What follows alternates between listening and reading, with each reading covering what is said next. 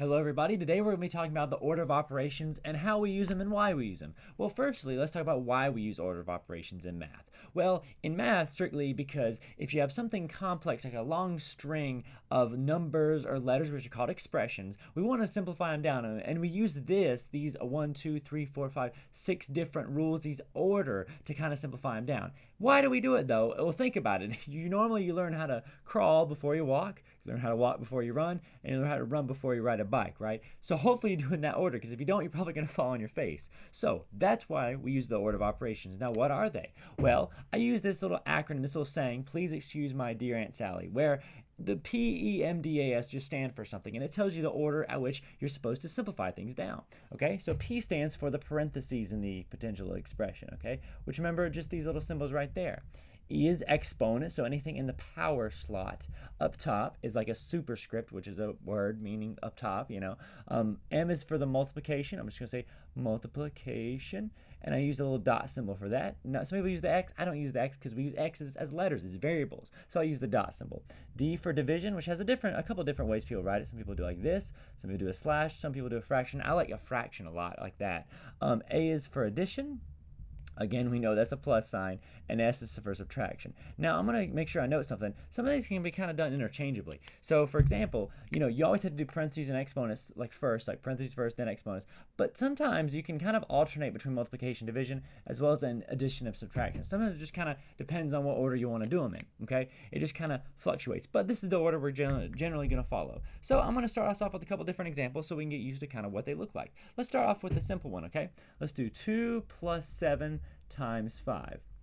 Now, the way I read that sounds like 2 plus 7 then times 5, but no, that's not how the order of operations work. We take care of it in the order that we see. So there's no parentheses, no exponents, but there's some multiplication. So we take care of this chunk first. So 7 times 5 is 35, and then we do the addition, the 2 plus 35, which is 37. So notice how I read it doesn't always mean the order at which you do it in. Sometimes you have to follow it kind of backwards, essentially, to where it makes more sense to you, okay?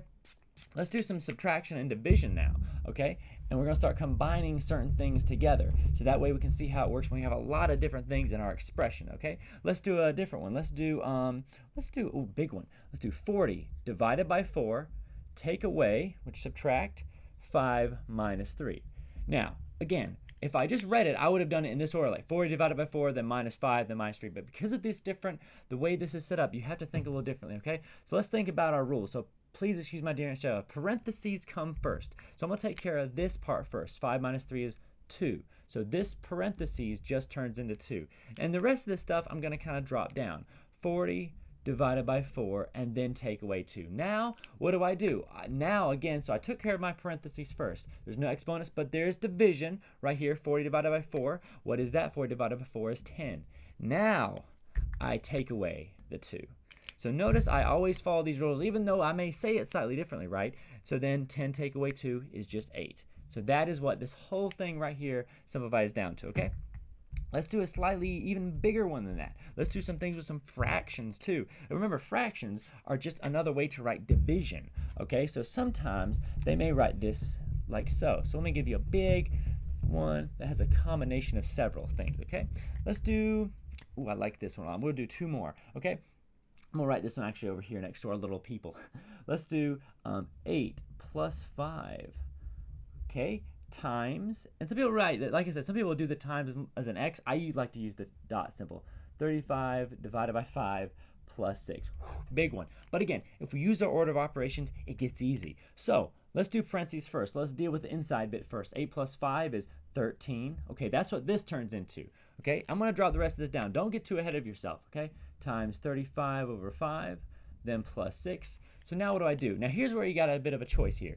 You have multiplication, division at the same time. You can do either or. You can do 13 times this, or do the division first, then multiply. I'm going to divide first, and then we'll multiply. Okay, so I'm going to take care of this, because this looks a bit funky anyway. You can multiply if you want to now, but I'm going to divide because I like the way it looks if I do that. So 35 divided by 5 is 7. Now, this looks a lot more straightforward. Now we have the 13 out front. Now we have the plus 6 out back. So again, now we just take care of it in the order we said. So we did, remember, we took care of the parentheses first, which was in blue. Then we took care of the multiplication, which was in yellow. And now we're going to take care of another multiplication, really. So we're going to do 13 times 7, which is, oh man, 91. Took me a minute. Plus 6, which is the lovely number 97. And I just put the equal to sign there just to have fun with it, all right? Last one we're going to do, I'll leave this one up here for just a second. Last one we're going to do is going to have a bit of a combo of pretty much everything, okay? Ooh, I like this one a lot. I like this one a lot. Let's do this one. We'll do this one in pink, or whatever color this looks like. It looks like pink to me, but I could be wrong. I might be slightly colorblind. So let's do 45 divided by, so we got division. This is weird. 8 times 5 minus 4 minus 3 all on the bottom. And I kind of wrote that kind of bad. I'm going to add something else to it. Plus 5 divided by 10 minus 5. Whew, big one, okay?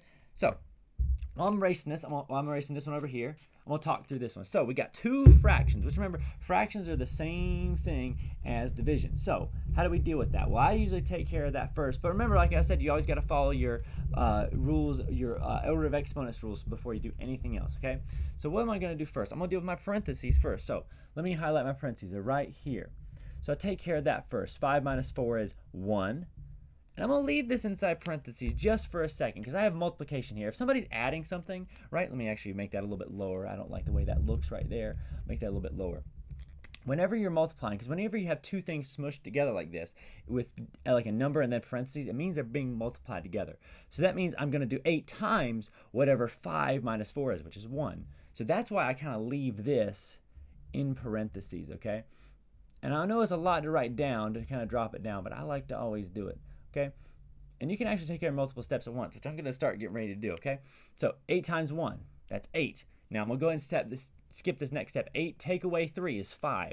So this whole thing becomes 45 over 5, okay? And I'm going to do the same thing over here. I'm going to take care of the 10 minus 5. You know what? Now you may say, why am I not taking care of, like, the division first? Why don't I do 5 divided by this? Well, technically, when you have a bunch of things in the bottom of a fraction, okay, technically, it's like you have a parenthesis around them all. Or technically, some people, when you have parentheses with parentheses, you have brackets. If you see something on the bottom, like this, like the 10 minus 5, and you're like, I don't like that, okay, put parentheses around it so you can tell yourself to do it first, okay? So 10 minus 5 is 5. Then you have the 5 over top of it. Now this is easier. Now we got two division things. Well, we got to do that before we do the addition in between, right? So we do division before we do addition. So 45 divided by 5 is 9, okay? Plus 5 divided by 5 is 1. 9 plus 1, 10. That's it. Okay, now you can obviously chain a bunch of things together in a bunch of different ways. Okay, we're going to stick with numbers for now just so we can kind of keep it simple, but you can chain this with all sorts of things. You chain this with variables, constants, whatever kind of stuff you want to. But again, these 1, 2, 3, 4, 5, 6 rules, please excuse my dear Aunt Sally, Pemdas is kind of what I say. They work for everything. Be careful, and if you have any questions, let me know.